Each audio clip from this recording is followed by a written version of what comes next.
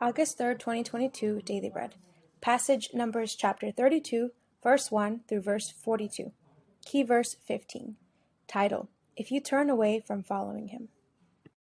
The Reubenites and Gadites, who had very large herds and flocks, saw that the lands of Jazer and Gilead were suitable for livestock.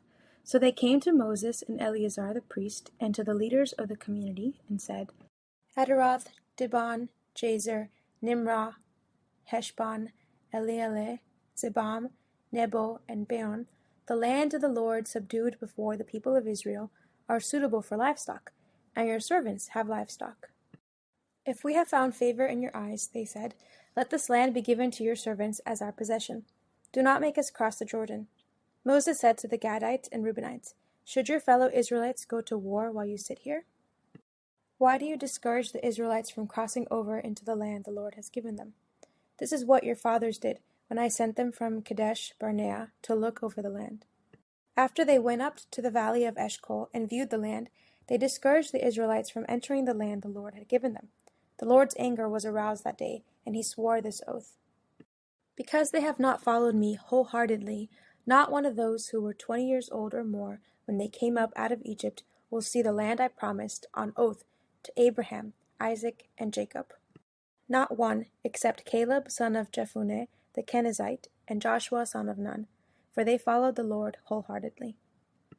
The Lord's anger burned against Israel, and he made them wander in the wilderness 40 years, until the whole generation of those who had done evil in his sight was gone. And here you are, a brood of sinners, standing in the place of your fathers, and making the Lord even more angry with Israel. If you turn away from following him, he will again leave all this people in the wilderness, and you will be the cause of their destruction. Then they came up to him and said, we would like to build pens here for our livestock and cities for our women and children.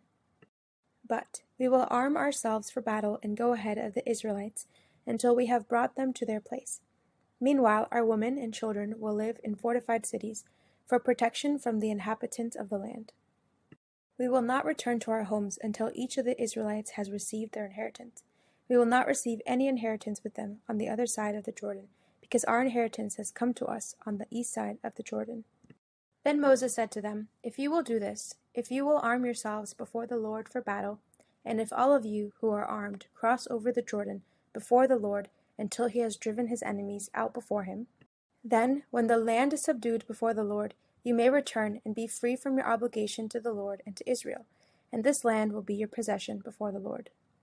But if you fail to do this, you will be sinning against the Lord, and you may be sure that your sin will find you out. Build cities for your women and children, and pens for your flocks, but do what you have promised.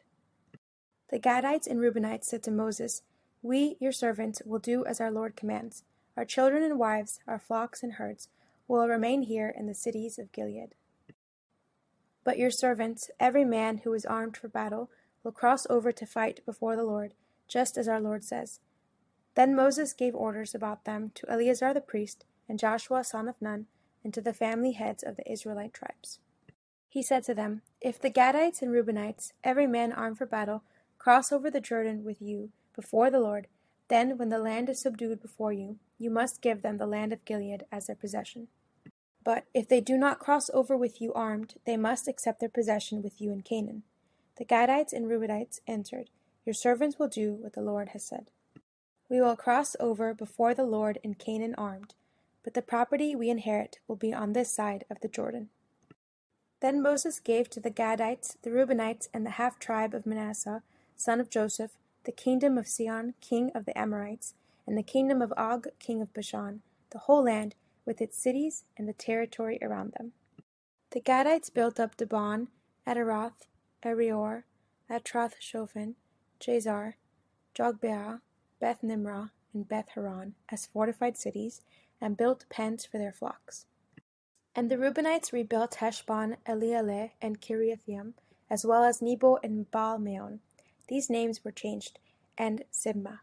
They gave names to the cities they rebuilt. The descendants of Machir, son of Manasseh, went to Gilead, captured it, and drove out the Amorites who were there. So Moses gave Gilead to the Machirites, the descendants of Manasseh, and they settled there. Jair, a descendant of Manasseh, captured their settlements and called them Havoth Jair. And Noba captured Kenath and its surrounding settlements and called it Noba after himself. Daily Bread Message. Israel was about to cross the Jordan and conquer the Promised Land, but the tribes of Reuben and Gad wanted to settle down on the east side of the Jordan, the ideal grazing lands. Moses rebuked them because their attitude would keep the other tribes from crossing the Jordan. He reminded them that the previous generation had perished in the wilderness because of God's anger against their unbelief. In the same way, the two self-seeking tribes could plant the seed of discouragement and cause God's anger. The two tribes assured that after building their settlement for their women and children, they would fight the war to the end. Moses received their offer and gave them permission. The half-tribe of Manasseh conquered Gilead and also settled there. As Israel was at war, so are we Christians. But there are always some who do not want to go any further. They are content where they are and don't keep pressing on in their spiritual struggle. We are to guard against complacency and self-seeking that can be contagious and deadly. Should others go to war while we sit here? Should we be content to let others make all the sacrifices and do God's work? Let us serve our Lord Jesus and fight the good fight of faith together with other fellow soldiers of Christ. Prayer. Lord, your battle is going on. Help me join the spiritual battle with other believers. One word. We are soldiers of Christ.